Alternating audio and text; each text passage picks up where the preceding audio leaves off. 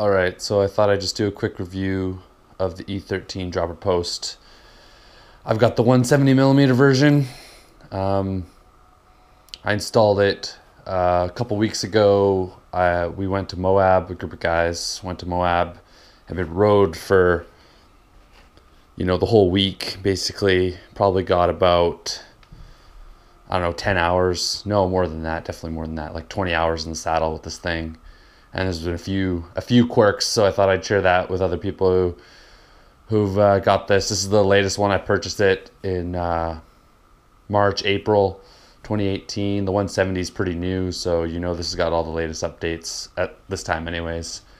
So first off, starting with the cockpit here, I'm running a giant dropper post lever for 2x because I'm a dinosaur. I'm still running 2x, and I've got on the left side here pretty much any dropper post lever that works on a where the cable barrel end is at the seat post and the free end is at the lever would work. The giant one just happened to be cheap and what I needed, and the local bike shop that I kind of deal with the most carries giant and Santa Cruz, so I knew this was a good option. It was like 15 bucks for that, so it was extra cost to me. And then it's routed pretty standard. The lever actually works pretty good.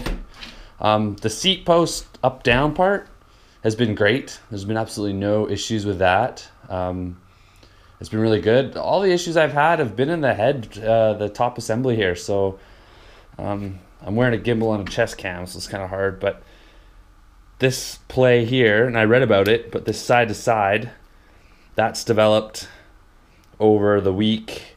So I'm going to fix that today. I've read that if you pull the seat clamp off and use some red Loctite, that'll fix that up, so that's no big deal. The other issue is, I don't know if this came assembled wrong or what, but you see these sort of degree markers for the tilt on your seat angle. On this side, those are there, but there's no indication on the seat clamp. But if you look at the other side, you'll see that little indication is there. And so it appears they're mismatched.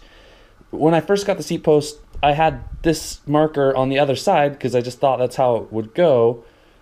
And I had a hard time getting my seat to tilt all the way. And then you'll see in a minute, I'm going to pull it off. You'll see there's indicators on the seat clamp that tell you which way is forward.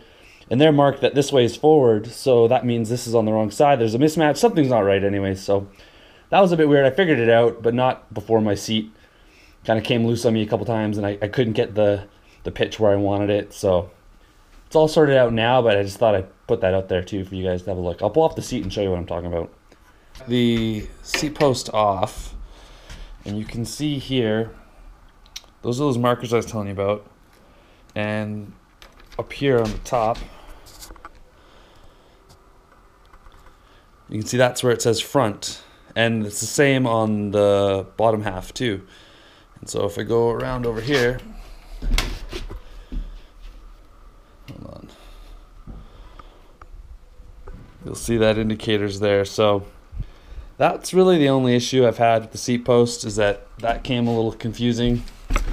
Otherwise, it's worked pretty well for me.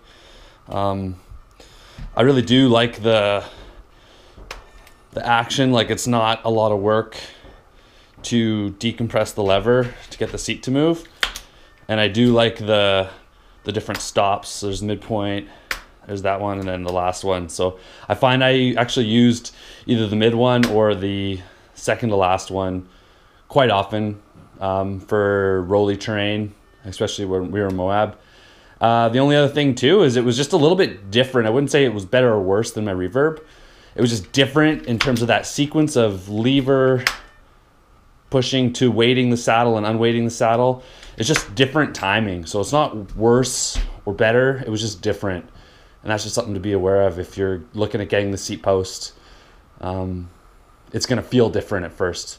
I was kind of like, oh, this kind of feels funny. But then once just took me like 2 rides, and it was like, felt normal again, like you would on anything. You kind of get used to it. So yeah, overall it's great. I love it because mechanical, obviously I can take it apart, clean it, grease it, put it back together. There's going to be no issues with bleeding it and seals and all this in cold weather, and just I was so tired of the reverb, so I got this and I've been pretty happy with it. Like I said, the only issue is that side-to-side play on the saddle, which apparently there's a good fix for. Just got to lock tight the bolt underneath all this, and then yeah, that the seat stuff came marked wrong, like incorrect, so I figured it out anyways. But yeah, hopefully that helps you guys out. Whoever reviews this sees it. The 170 version works like a hot damn. Definitely recommend getting one. Just be wary that these things might happen to you too. All right, cheers.